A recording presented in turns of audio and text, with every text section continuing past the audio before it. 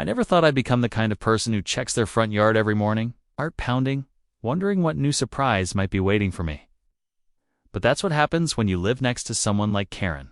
Not just any Karen, but Karen, the one who seems to have made it her life's mission to make my life as difficult as possible. And it all started with a single, crumpled fast food bag. My name is Alex Grant. I'm a software developer, a bit of a homebody, and, until recently, someone who believed in minding my own business. I moved into this neighborhood for the peace and quiet, the tree-lined streets, the sense of community. I wanted a place where I could work from home, tend my little vegetable garden, and maybe host the occasional barbecue. I never expected to find myself in a battle of wits and wills with the self-appointed queen of the cul-de-sac. The first time it happened, I didn't even think much of it.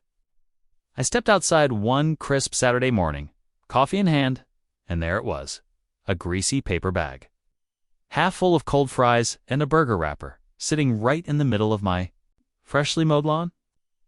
I frowned, picked it up, and tossed it in my own trash bin. Maybe it was the wind, I thought. Maybe a raccoon.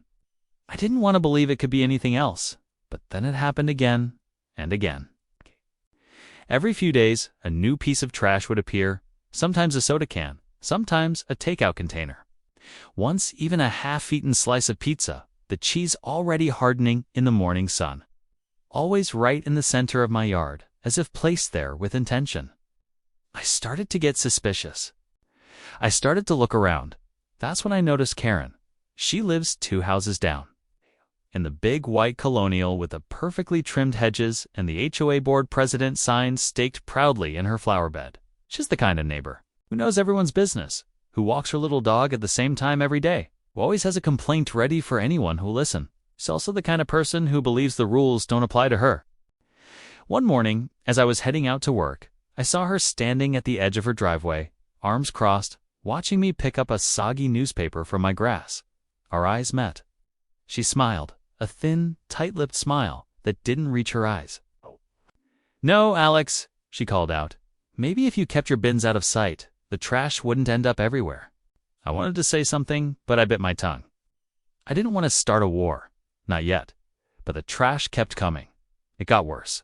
It wasn't just fast food anymore. It was coffee cups, empty water bottles, even a broken umbrella one rainy afternoon. I started to feel like I was living in a landfill. I tried everything, moving my bins, putting up a little sign asking people not to litter, even talking to the mail carrier to see if they'd seen anything. Nothing worked. Then, one night, I heard it. A faint rustling outside my window, just after midnight, crept to the front of the house, careful not to make a sound, and peeked through the blinds. They're illuminated by the soft glow of the street lamp. It was Karen. She was standing at the edge of my lawn, a plastic grocery bag dangling from her hand. She looked around, then casually dumped the contents, crumpled papers, a banana peel, a styrofoam cup, right onto my grass. She didn't even try to hide it. She just turned and walked away, her little dog trotting behind her. I felt a surge of anger, hotter than I'd ever felt before. It wasn't just the trash.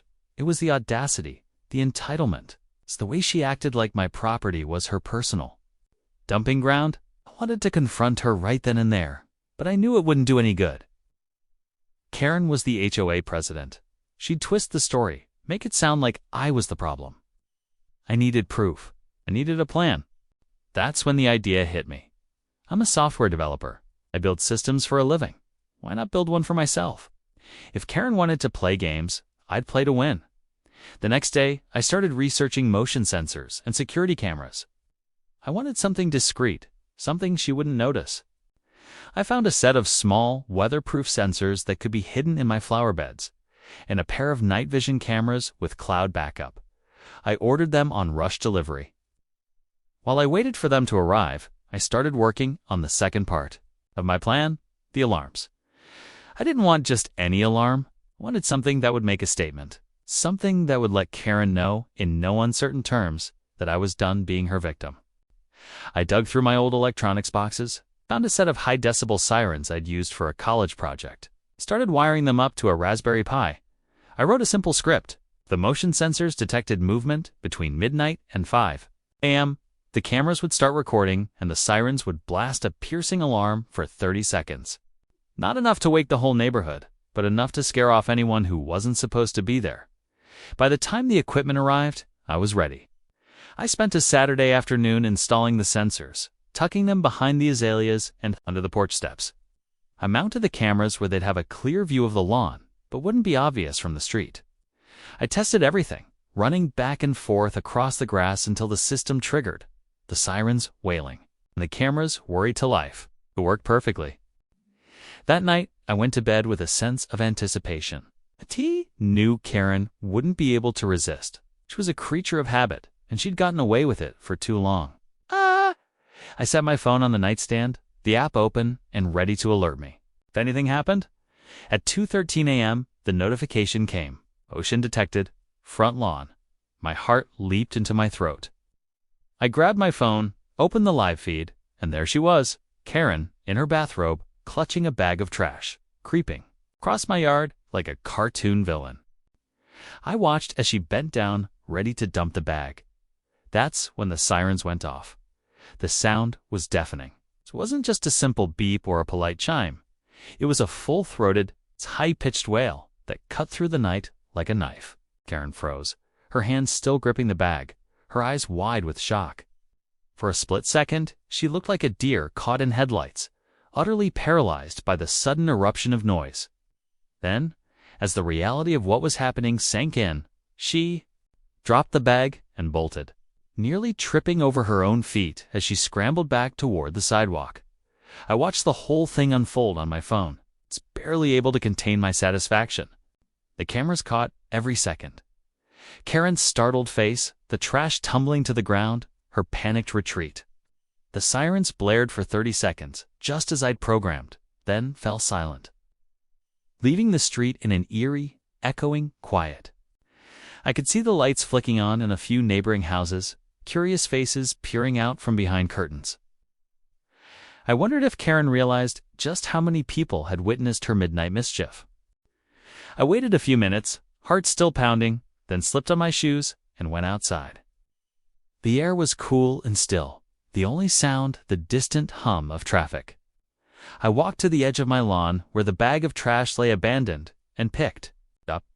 I glanced down the street, half expecting to see Karen lurking in the shadows, but she was gone. I smiled to myself, feeling a surge of vindication. For the first time in weeks, I felt like I had the upper hand. The next morning, the neighborhood was buzzing. Word travels fast on our street, especially when it comes to drama. Mrs. Patel from across the way stopped me as I was bringing in the mail. "Did you hear that awful noise last night?" she asked, her eyes wide with concern. Sounded like a car alarm, but louder. I shrugged, playing innocent. "I think someone was trying to mess with my yard," I said. "Us. I set up a little security system." She nodded approvingly. "Good for you. People need to respect other people's property."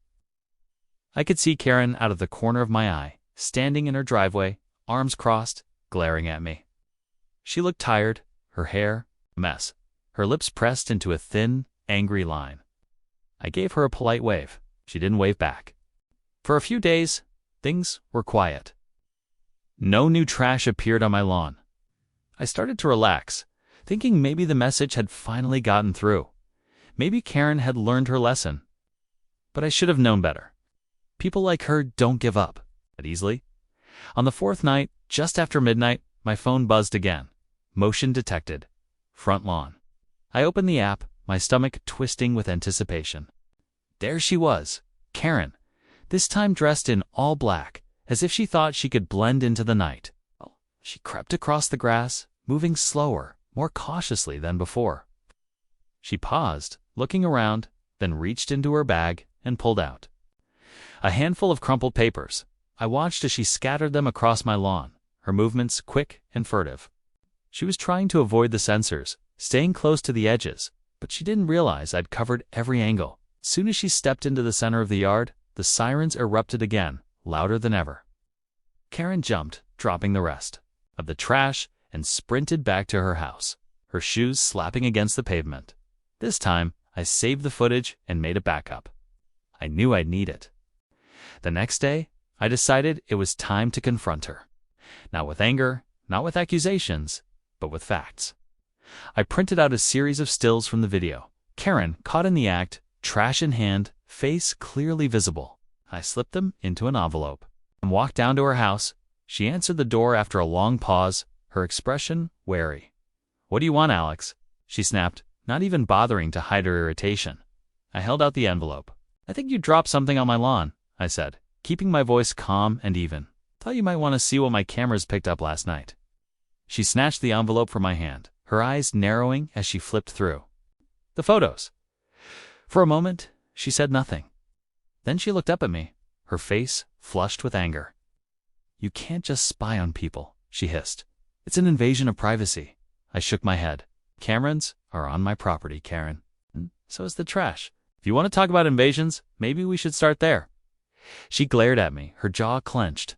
"This isn't over," she muttered, slamming the door in my face. I walked back to my house, my hands shaking.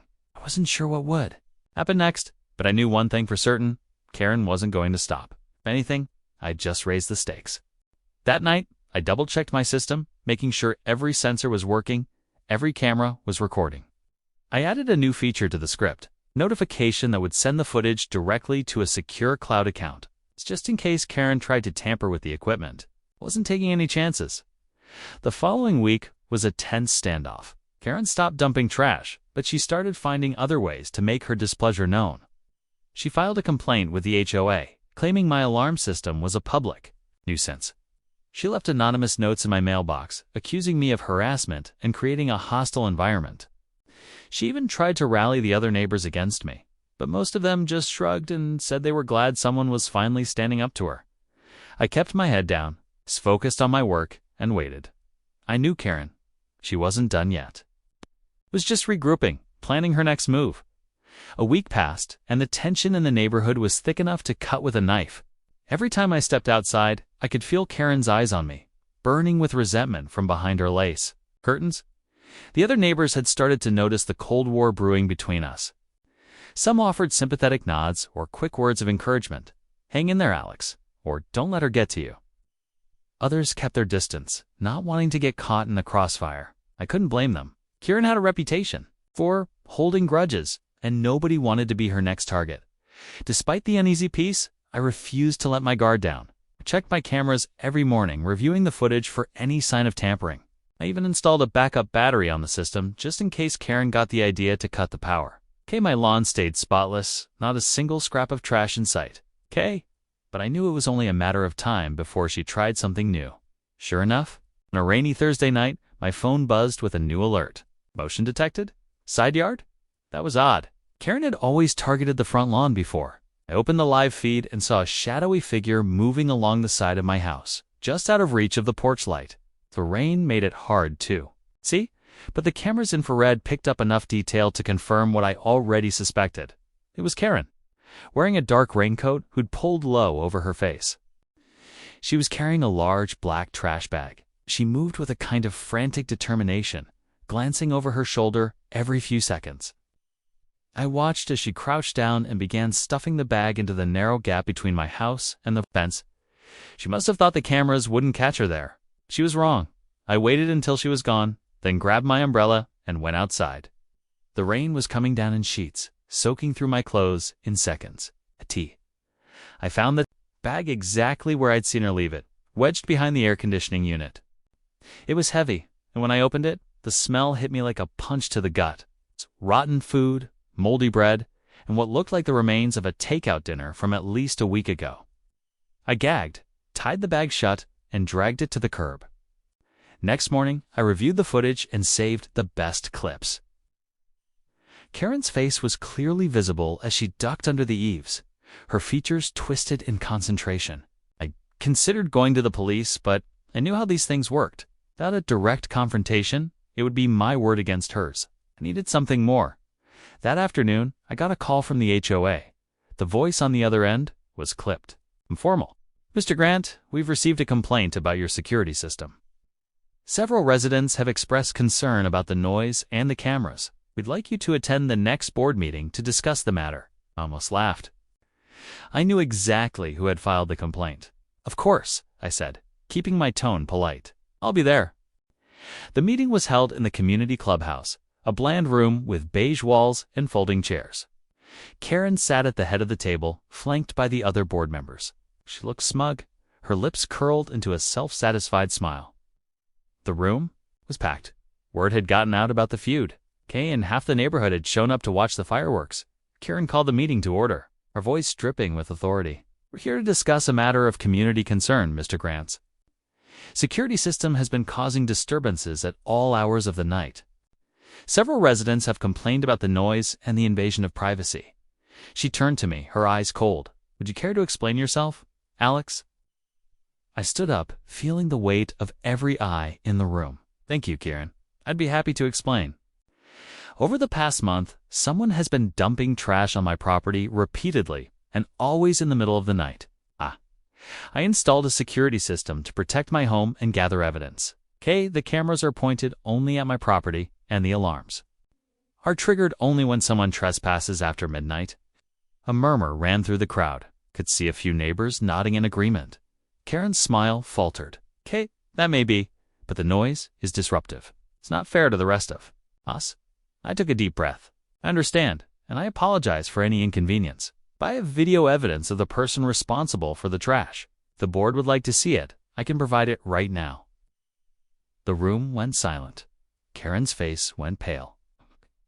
One of the board members, Mrs. Lee, spoke up. "I think we should see the evidence." I pulled out my phone and connected it to the clubhouse's projector. The footage played on the wall for everyone to see. Karen, in her bathrobe, dumping trash on my lawn. Karen, dressed in black, scattering papers in the dead of night. Karen, in the rain, stuffing a bag behind my house. The images were crystal clear, the timestamps undeniable. When the video ended, the room erupted in whispers. Karen sat frozen, her face a mask of shock and humiliation. For once, she had nothing to say. Mrs. Lee cleared her throat. "Thank you, Alex. I think that settles the matter. The board will not be taking any action against your security system. In fact, I think we owe you an apology." I nodded, relief flooding through me. Karen stood up abruptly, knocking her chair over. She stormed out of the room, her heels clicking angrily against the tile.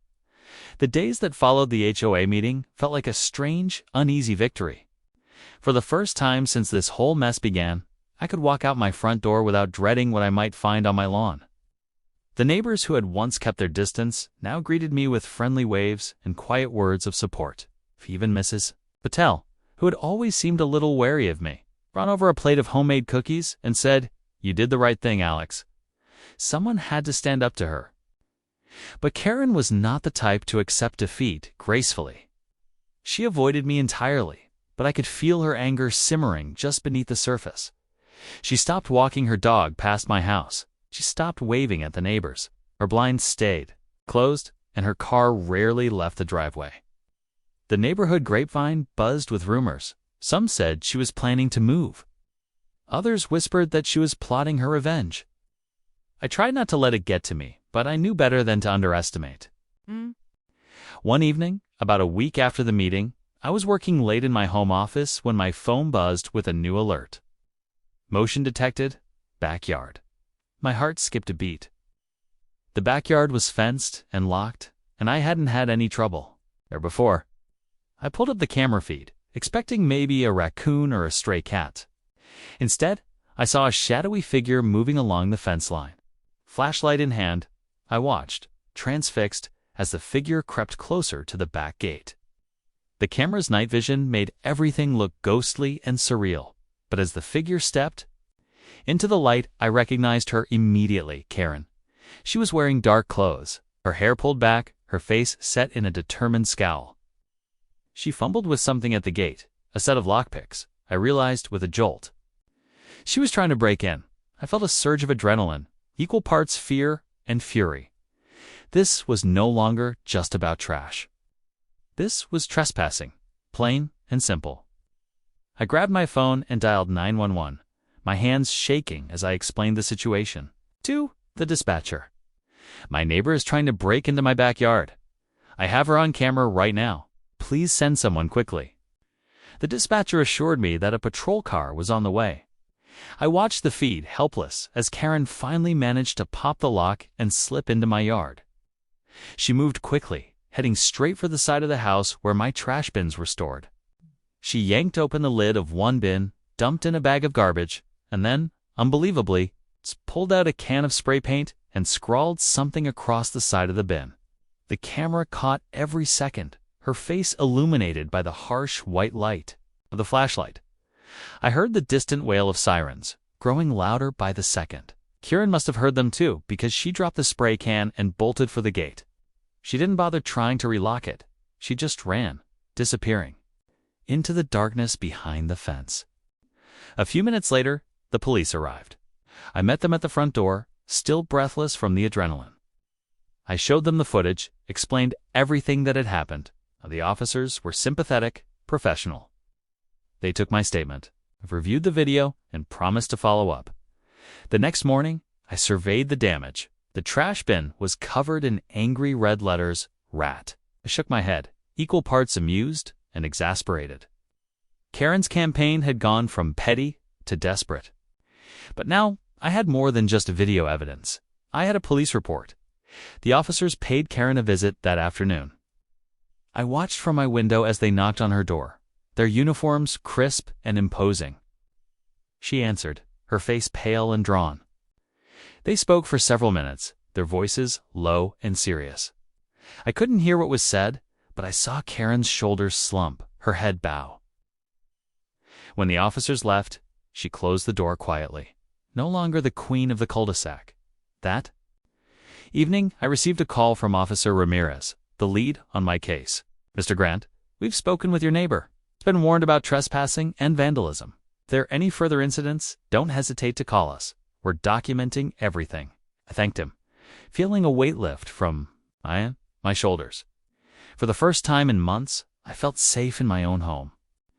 But the story didn't end there.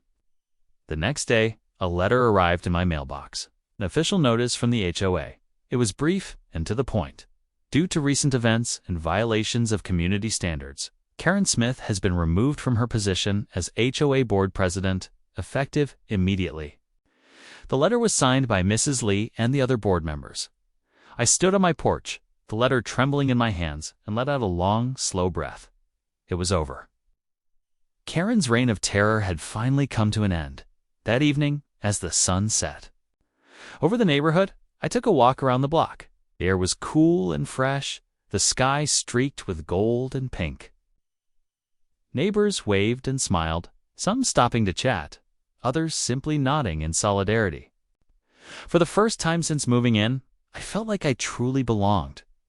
As I returned home, I paused at the edge of my lawn, looking out over the grass that had once been a battleground. It was green and clean, not a single scrap of trash in sight. I smiled, feeling a deep sense of peace. The neighborhood felt different after Karen's fall from grace. There was a lightness in the air, a sense of relief that rippled from house to house. People who had once kept their heads down now lingered on their porches, chatting with neighbors, sharing stories, and laughing in a way I hadn't seen since I moved in. The tension that had hung over our street like a storm cloud was gone, replaced by something warmer, more welcoming. Even the kids seemed to sense the change, their games of tag and hide-and-seek spilling across lawns that had once been battlegrounds. I found myself invited to more neighborhood gatherings than ever before. Mrs. Patel's cookies became a regular treat, and Mr. Lee from across the street asked if I could help him set up a security camera system of his own. "It's just in case," he said with a wink, and we both laughed. The story of Karen's trash campaign and her dramatic downfall had become neighborhood legend, retold at every barbecue and block party. People marveled at the footage, at the alarms, at the way the whole thing had played out like a scene from a movie. I was no longer just the quiet guy who worked from home.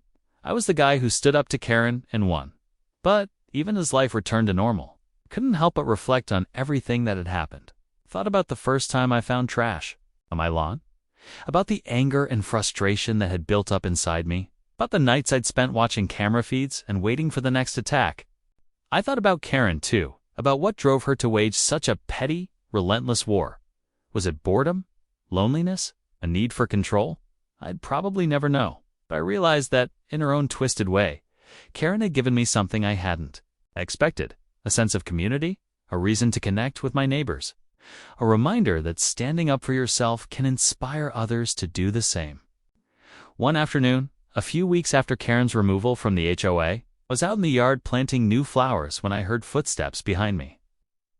I turned to see Mrs. Lee approaching, a gentle smile on her face. "Alex," she said, "I just wanted to thank you again. You did more than just protect your own property. You helped all of us. The board is talking about starting a neighborhood watch, and we'd love for you to be a part of it." I hesitated for a moment, then nodded. "I'd be honored," I said. "If anyone needs help with cameras or alarms, just let me know." She laughed. "I think you'll have a line out the door."